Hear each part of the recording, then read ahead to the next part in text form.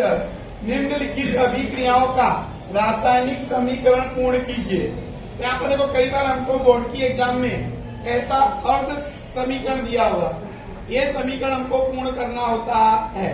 तो यहाँ पर आपको देखने का कि यहाँ पर देखो जैसे पहला समीकरण है, तो पहला समीकरण क्या है कि ये हमारा पहला समीकरण बेकिंग सोडा की बनावट का है, बेकिंग सोडा की बनावट का समीकरण है, यानी खाने के सोडा की बनावट का समीकरण है। अब इस समीकरण को हम देखो कैसे याद करेंगे। यहाँ से देखो यहाँ पर कितने एच है, दो एच में से एक एच इसको दे दो, तो ये हो जाएगा हमारा NH4, NH4 हो गया। अच्छा यहाँ से Cl ले जाओ, तो ये हो जाएगा NH4Cl, NH4Cl, तो ये हो गया हमारा NH4Cl। अब NH4 को बोलते हैं अमोनियम, अमोनियम, और Cl को बोलते हैं क्लोराइड, तो ये हो गया हमारा अमोनियम क्लोराइड। तो यहां से देखो यहाँ से एक H चला गया, नहीं अब एक H बचा, और यहां से Cl चला गया, तो ये हो गया हमारा Na। अब यहां से हमको लिखना है NaH, ये इससे जुड़ जाएगा तो हो जाएगा CO3, क्या हो जाएगा CO3, तो बन गया हमारा NaH CO3, और इसी को हम बोलते हैं बेकिंग सोडा या खाने का सोडा कहते हैं। फिर से देखो यहाँ पर था हमारा NaCl, यहाँ पर था H2O, हमने यहाँ से एक H ले जाकर इसको दे दिया, ये हो गया NH3 का NH4, और Cl इससे जुड़ गया तो हो गया NH4Cl, NH4Cl। अब देखो यहाँ पर क्या बचा NaH, और क्या हो जाएगा CO3, तो ये हो जाएगा हमारा बेकिंग सोडा।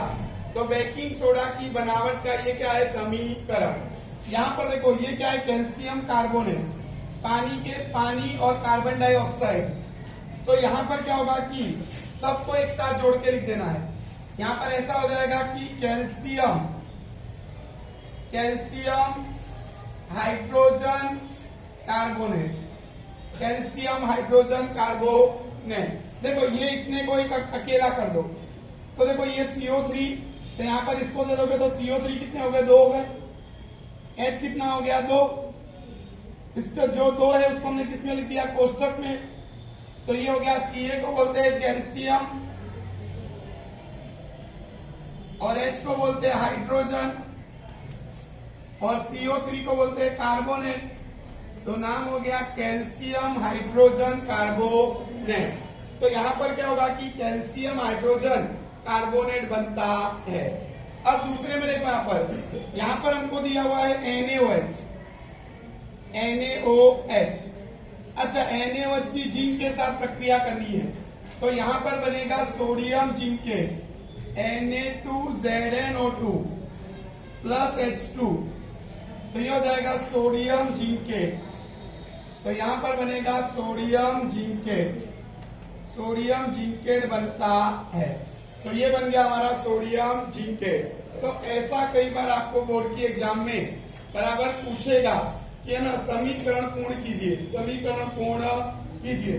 तो आपको समीकरण पूर्ण करने के बाद नीचे उनके नाम लिखने बहुत जरूरी है। कॉमन के नाम नहीं लिखोगे, जैसे हाइड्रोजन गैस सबको मालूम है H2 बोलते हैं, बराबर। यहाँ पर आप नहीं लिखोगे जिसके बारे में आपको मालूम है वो नाम नहीं लिखेंगे। जैसे कार्बन डाइऑक्साइड हो, पानी हो, इनके नीचे नाम नहीं लिखो तो चलेगा, पर जो मेन पदार्थ है उनके नीचे उनके नाम लिखने रहते हैं। अवस्था याद हो तो अवस्था भी लिखनी रहती है। तो ऐसे हम इस समीकरण को पूर्ण करते हैं।